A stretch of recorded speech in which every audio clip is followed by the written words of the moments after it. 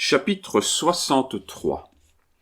Disons à cette date de 1821 quelques mots du carbonarisme, sur lequel, dans ses longues conversations avec moi d'Hermoncourt, cette ancienne aide de camp de mon père, dont le nom a si souvent été prononcé dans la première partie de ses mémoires, a pu me donner quelques détails curieux et inconnus. D'Hermoncourt fut un des principaux chefs de la conspiration de Belfort. Vous vous rappelez les troubles de juin, la mort du jeune Lallemand qui, tué en se sauvant, fut accusé après sa mort d'avoir voulu désarmer un soldat de la garde royale. On croyait pouvoir accuser impunément celui qui n'était plus qu'un cadavre, mais son père en répondit pour lui. Il est vrai que la censure, c'est parfois cependant une chose bien infâme que la censure, il est vrai que la censure empêcha la lettre de ce pauvre père de paraître dans les journaux. Monsieur Laffitte fut obligé de prendre cette lettre, de la porter à la chambre et de la lire pour qu'elle fût connue. La voici, c'était celle que monsieur l'Allemand père avait envoyée aux journaux et que les journaux avaient refusé de publier. Monsieur, hier mon fils fut frappé à mort par un soldat de la garde nationale. Aujourd'hui, il est diffamé par le Drapeau blanc, la Quotidienne et le Journal des débats. Je dois à sa mémoire de repousser le fait allégué par ces journaux. Ce fait est faux. Mon fils n'a pas tenté de désarmer un garde royal, il marchait sans armes lorsqu'il a reçu par derrière le coup dont il est mort. L'Allemand.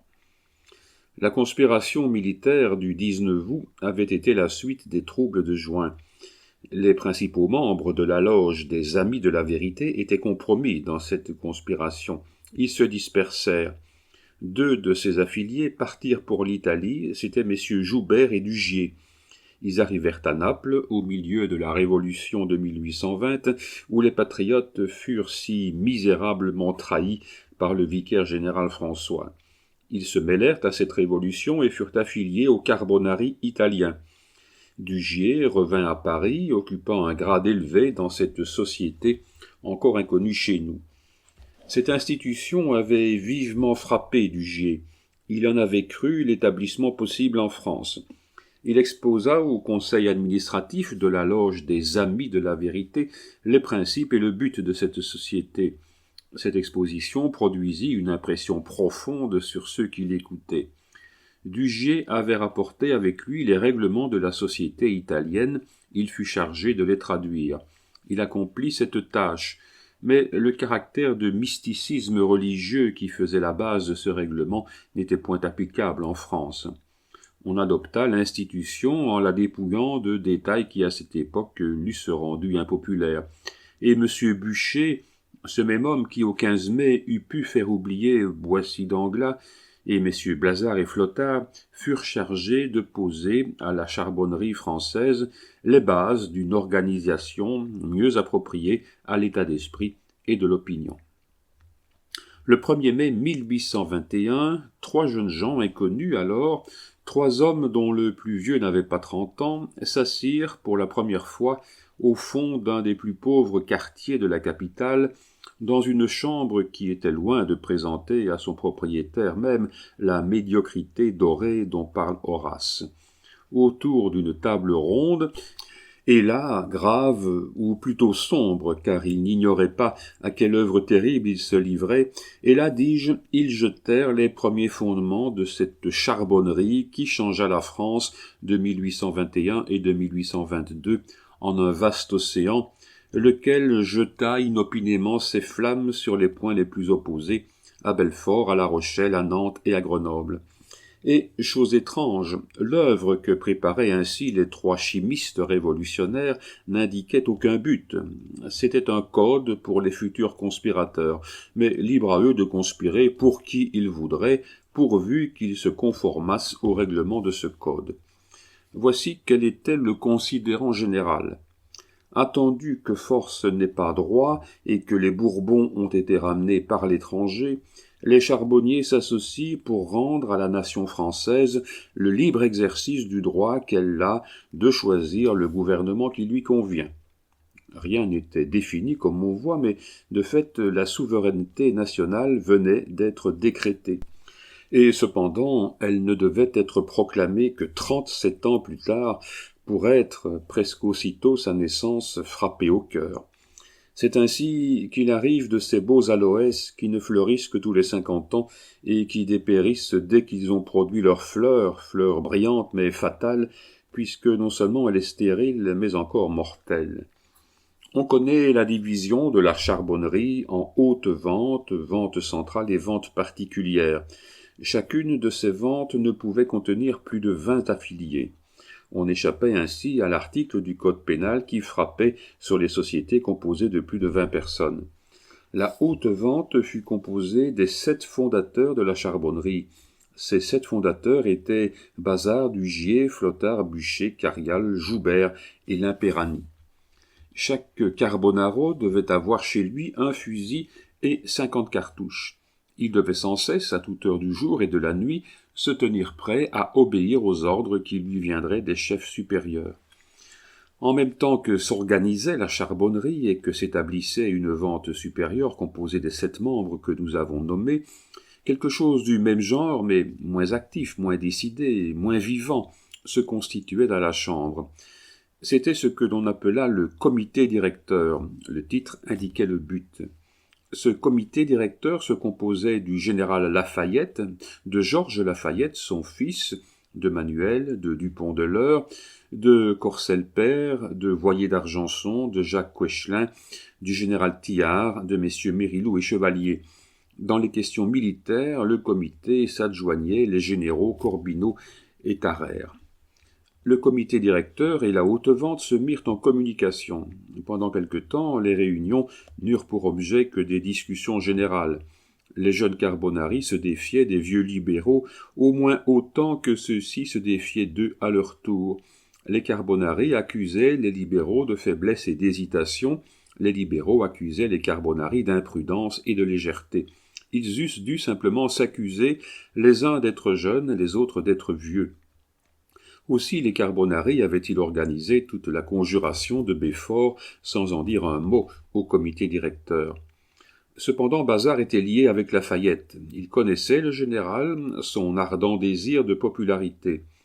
Or, la popularité, en 1821, était dans l'opposition. Plus on était avancé, plus on était populaire. Bazard répondit du général et demanda d'être autorisé à réclamer son concours. Il obtint cette autorisation. Lafayette avait cela d'admirable, c'est que, sans initiative personnelle, il cédait à la première pression et marchait alors en avant plus loin et plus droit que qui que ce fût au monde. On révéla à Lafayette le secret de la haute vente. On lui offrit d'y entrer. Lafayette accepta, fut reçu et devint un des chefs actifs de la conspiration de Belfort. Cette fois, il risquait sa tête, ni plus ni moins que le dernier des conjurés. Les plus hardis de la chambre le suivirent et s'engagèrent avec lui. C'étaient Voyer d'Argenson, Dupont de l'Eure, Manuel, Jacques Coechelin et de Corcel père. La récompense de leur dévouement ne devait pas se faire attendre. La Révolution faite, on adoptait les bases de la Constitution de l'an 3. 5 directeurs étaient nommés, et ces 5 directeurs étaient Lafayette, Jacques Coechelin, de Corcel père, Voyer d'Argenson et Dupont de l'Eure. Le carbonarisme avait son côté militaire. Il était même plutôt militaire que civil. On comptait fort sur l'armée dans tous les mouvements que l'on voulait tenter, et l'on avait raison. L'armée, abandonnée par le roi, maltraitée par les princes, sacrifiée à des corps privilégiés, l'armée était aux 3/4 acquise à l'opposition. Des ventes avaient été créées dans la plupart des régiments, et tout était si bien prévu que les changements de garnison eux-mêmes n'étaient que des moyens de propagande. En quittant la ville où il venait de passer 3 mois, 6 mois, 1 an, le président de la vente militaire recevait la moitié d'une pièce d'argent, dont l'autre moitié était envoyée d'avance dans la ville où se rendait le régiment, à un membre de la haute vente ou d'une vente centrale. Les 2 moitiés de la pièce se rajustaient et les conspirateurs étaient en communication. Les soldats, de cette façon, étaient devenus de simples commis voyageurs chargés de répandre la révolution par toute la France.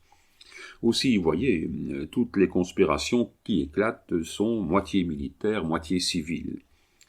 Vers le milieu de 1821, tout était disposé pour un soulèvement à Bordeaux comme à Belfort, à Neuf-Brisach comme à La Rochelle, à Nantes comme à Grenoble, à Colmar comme à Toulouse. La France était couverte d'un immense réseau d'affiliés et la Révolution circule, inaperçue mais vivante, au milieu de la société, de l'Est au couchant, du Nord au Midi.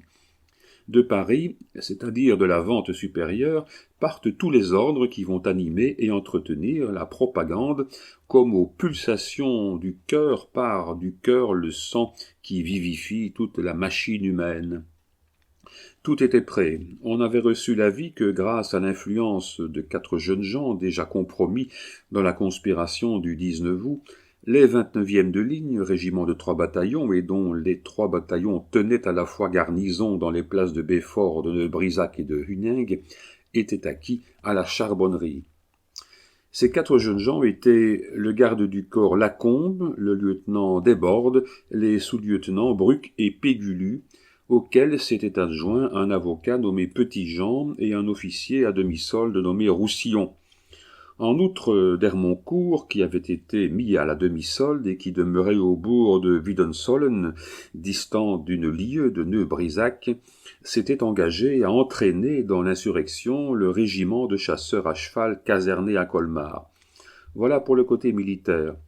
Le côté civil de la conspiration était remué et conduit par messieurs Voyer d'Argenson et Jacques Koechlin, qui, possédant des usines aux environs de Mulhouse et de Belfort, avaient une grande influence sur les ouvriers, d'ailleurs presque tous mécontents du gouvernement, qui avait rendu aux nobles leurs anciens privilèges, aux prêtres leur ancienne influence, et prêts à entrer dans les soulèvements où la main d'un homme supérieur à eux voudrait les pousser. Ainsi, vers la fin de 1821, voici les nouvelles qui arrivaient à la haute vente de Paris.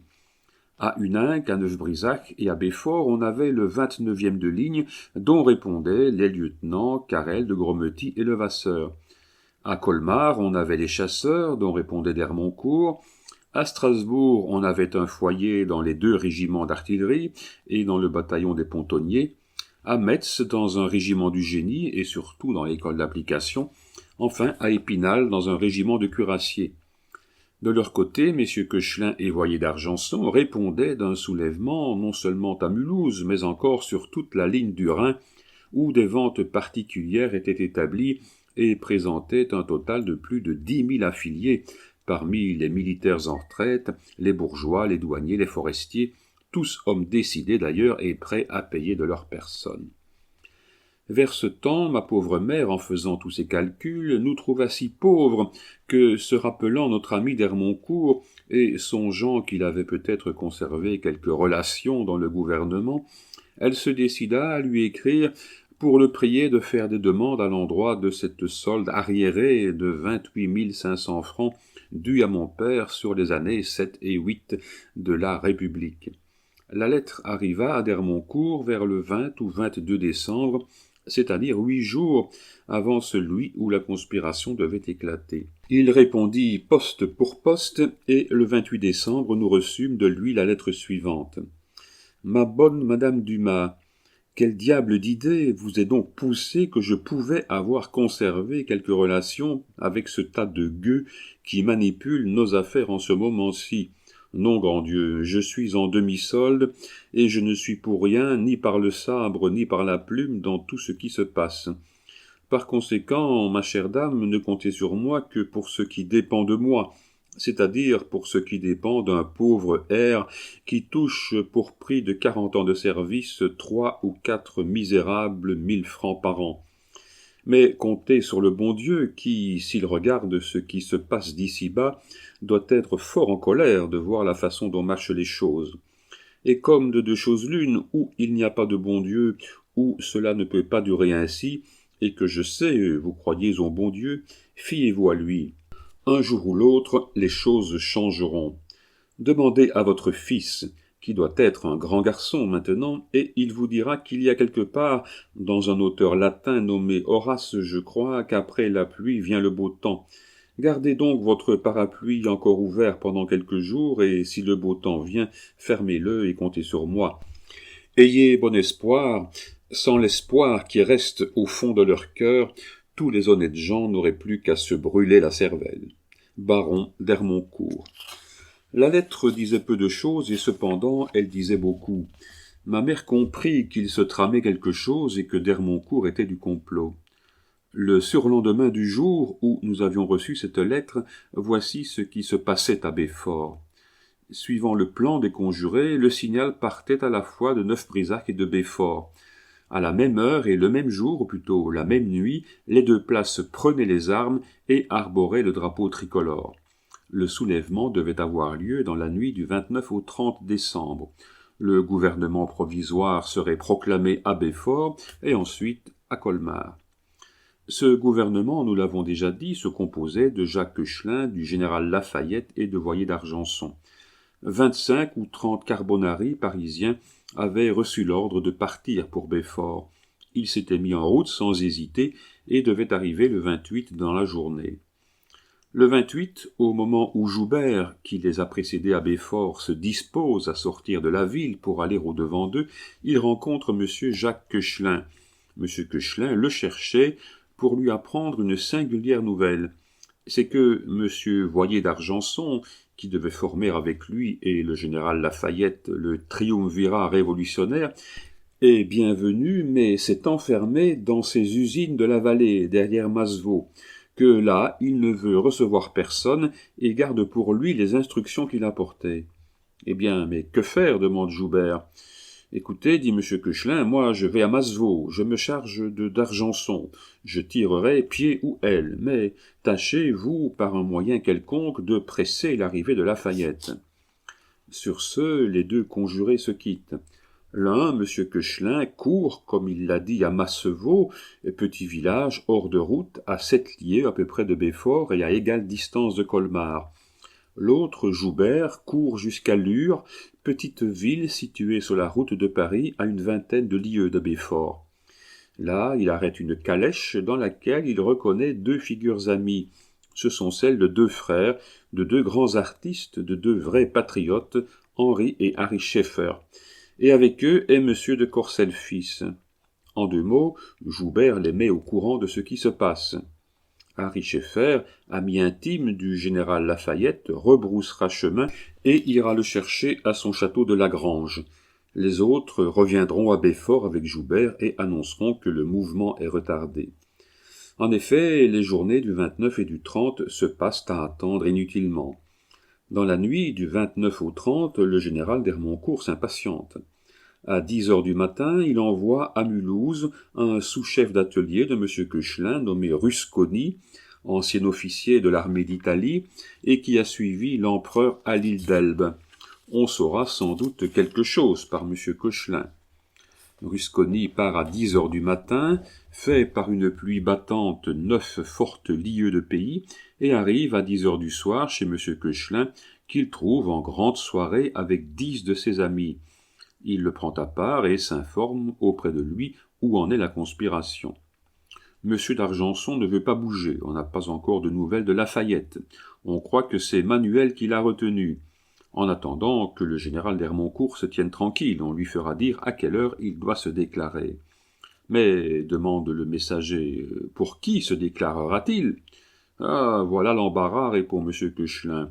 Les uns veulent Napoléon II, ce sont les généraux, les autres veulent Louis-Philippe, c'est Manuel, le général Lafayette, enfin, veut la République. Mais renversons d'abord les Bourbons et tout se débrouillera ensuite. Rusconi repart aussitôt, loue un char-à-banc, marche toute la nuit, arrive à Colmar à 10 heures du matin, et de Colmar se rend à pied à Wiedensollen. Il trouve le général prêt à agir.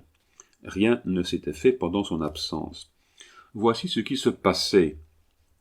Harry Schaeffer avait trouvé Lafayette à Lagrange. Le général, qui était de la chambre et dont l'absence pouvait être remarquée si elle se prolongeait, n'avait voulu, disait-il, arriver à Belfort qu'au moment décisif. Il promettait de partir le même soir, mais à une condition, c'est que M. Harry Schaeffer pousserait jusqu'à Paris, déterminerait Manuel et Dupont de l'Eure, les deux derniers membres du gouvernement provisoire, à venir prendre part au mouvement. Il ramènerait aussi le colonel Fabvier, homme de tête et de cœur, lequel prendrait le commandement des bataillons insurgés. Harry Scheffer part pour Paris, rencontre Manuel, Dupont de l'Eure et Fabvier, reçoit la promesse de Manuel et de Dupont de l'Eure de partir la même nuit, prend le colonel Fabvier dans sa voiture et se remet en route, suivi par Manuel et Dupont de l'Eure et suivant Lafayette.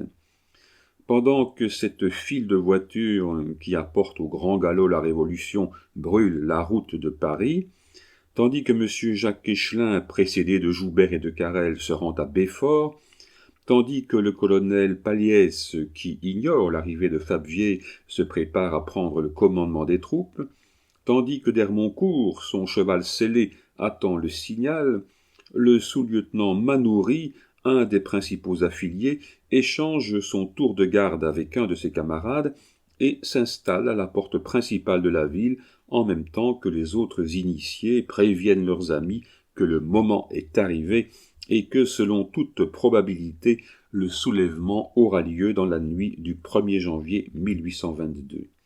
Or, on était arrivé au soir du 1er janvier, quelques heures encore, et tout éclatait. Sur ces entrefaites, la nuit arrive. À 8 heures, l'appel se fait. Après l'appel, l'adjudant sous-officier Tellier fait cercle à tous les sergents-majors et leur ordonne de se rendre dans les chambres. Là, chaque compagnie mettra les pierres au fusil, fera les sacs et se tiendra prête à marcher. Quant aux sergents-majors, ils reviendront souper avec Manoury. À 20 pas de l'endroit où souperont Manoury et ses sergents-majors, le colonel Payès, descendu à l'hôtel de la Poste, dîne avec une vingtaine de conjurés, et comme le maître de la Poste est un des premiers conspirateurs, on ne se gêne pas, et la salle du souper est décorée avec des drapeaux tricolores, des cocardes et des aigles. En effet, qu'a-t-on à craindre? Aucun officier n'habite la caserne, il est 10 heures du soir, et à midi la conjuration éclate. Hélas, qui sait combien de malheurs inattendus peuvent en 2 heures s'échapper de cette boîte de Pandore qu'on appelle le hasard. Un sergent dont le congé de semestre est expiré depuis la veille, et qui par conséquent, absent depuis 6 mois, ignore tout, un sergent arrive à Belfort dans la soirée du 1er janvier, juste à temps pour répondre à l'appel et assister aux préparatifs qui se font. Les préparatifs faits, il veut donner à la fois une preuve d'exactitude et de zèle à son capitaine. En conséquent, il se rend chez lui et lui annonce que le régiment est prêt. Prêt à quoi? Demande le capitaine. Mais à marcher. Mais à marcher où? Sur l'endroit où on se dirigera. Le capitaine regarde le sergent. Que dites-vous? Demande-t-il. Capitaine, je dis que les sacs sont faits et que les pierres sont au fusil. Ah, vous êtes ivre ou fou, dit le capitaine. Allez vous coucher.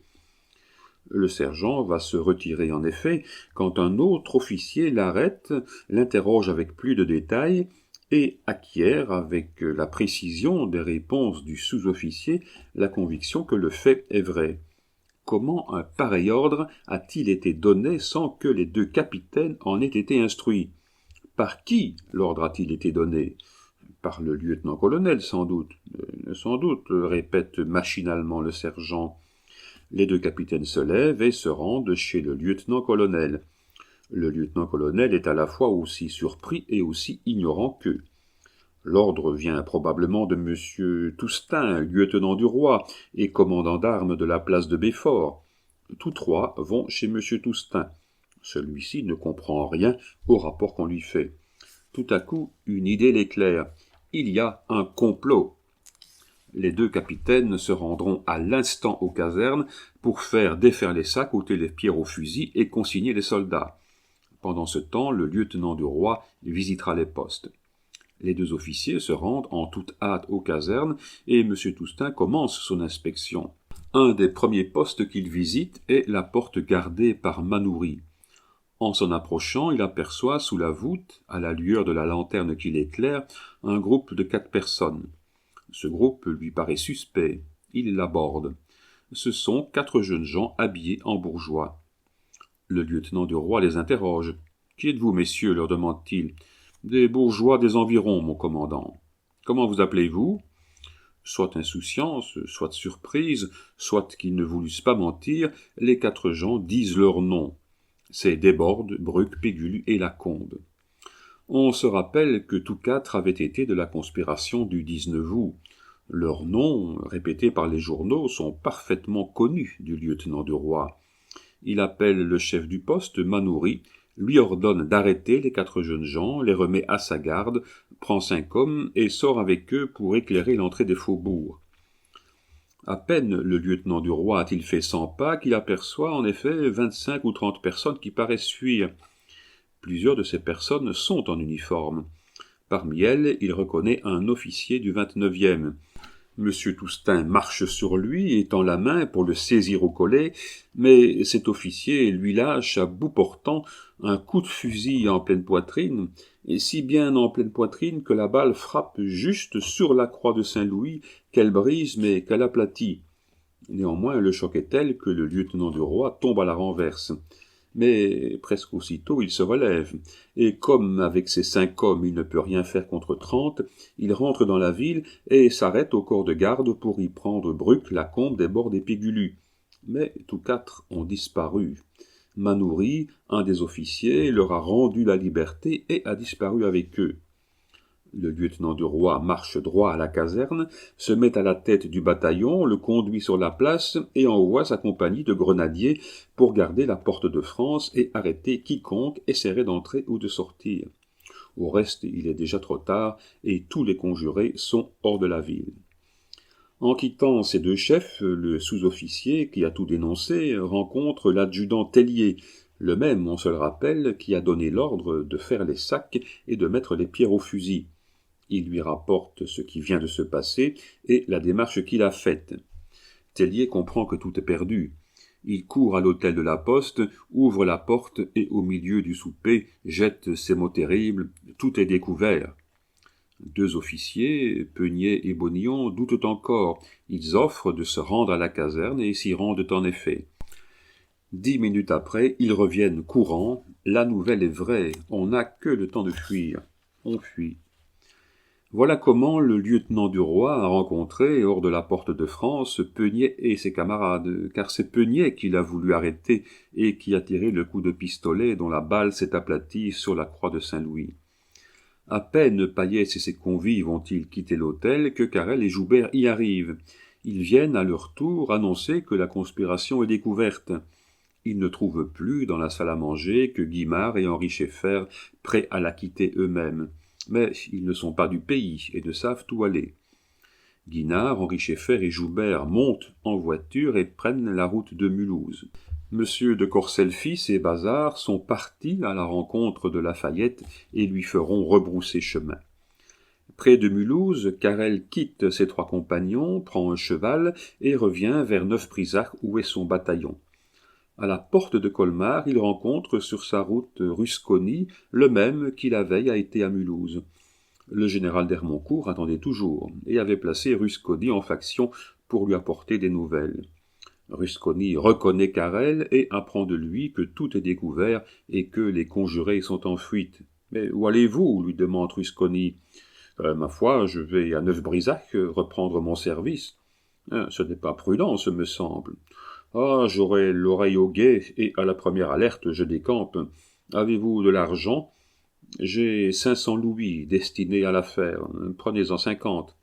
Ah, donnez, et vous prenez mon cheval et allez prévenir le général. » L'échange se fait, Carrel continue la route à pied, et Rusconi gagne au galop la campagne du général. Le général se levait. Rusconi lui apprend tout cet avortement de Belfort. D'Hermoncourt doute jusqu'au bout. « Eh bien, dit-il, ce qui a manqué à Belfort peut réussir à Neuf-Brisach. »« Mais, général, dit Rusconi, peut-être la nouvelle est-elle déjà répandue, et les mesures sont-elles prises pour tout déjouer ? Alors va à Colmar prendre langue, moi je vais à Neuf-Brisach. Rendez-vous ici dans 2 heures. » Chacun part de son côté. Arrivé à Colmar, Rusconi entre au café Blondeau et s'informe. Tout est su. Pendant qu'il s'informe, un magistrat, ami du général d'Hermoncourt, fait prévenir Rusconi que 2 mandats d'amener sont lancés, un contre lui, un contre le général. Rusconi n'en demande pas davantage et repart à l'instant même pour Wiedensollen. Il arrive à minuit. Le général était couché tranquillement. Il était allé à Neuf-Brisach et s'était assuré que toute tentative de soulèvement était devenue impossible après ce qui venait de se passer à Belfort. À la nouvelle que lui apportait Rusconi et sur les instances de sa femme, le général d'Hermoncourt se décida à quitter Wiedensollen et à se rendre à Heiteren. Là, il trouva un asile chez un de ses cousins, ancien ordonnateur de l'armée. 2 heures après le départ du général et de Rusconi, les gendarmes et le procureur du roi s'étaient présentés à Wiedensollen.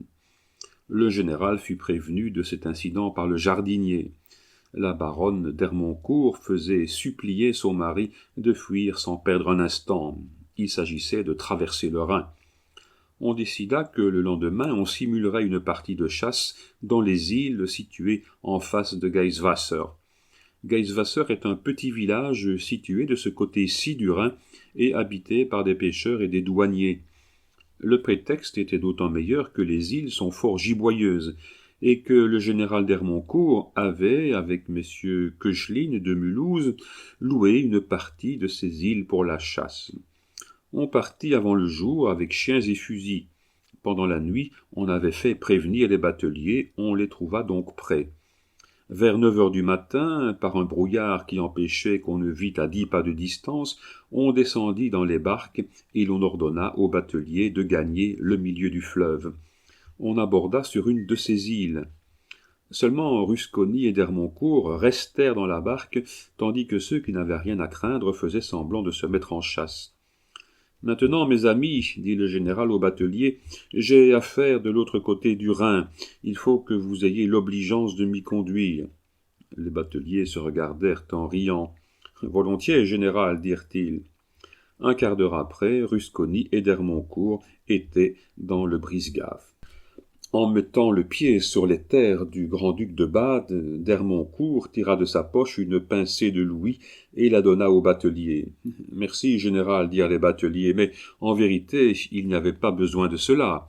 On est bon français et l'on ne veut pas qu'un brave comme vous soit fusillé. » Ce batelier savait les nouvelles de Belfort et se doutait bien qu'il conduisait non pas des chasseurs, mais des fugitifs. Le général se retira à Fribourg et de Fribourg à Bâle. Le 5 ou le 6 janvier, nous lûmes sur les journaux tous les détails de la conspiration. Le nom de d'Hermoncourt s'y trouvait dans des conditions si actives que nous ne doutâmes point que, s'il était arrêté, le compte de sa demi-solde ne fût définitivement réglé. Ces détails nous expliquèrent sa lettre et nous firent comprendre sur quel beau temps il comptait après la pluie.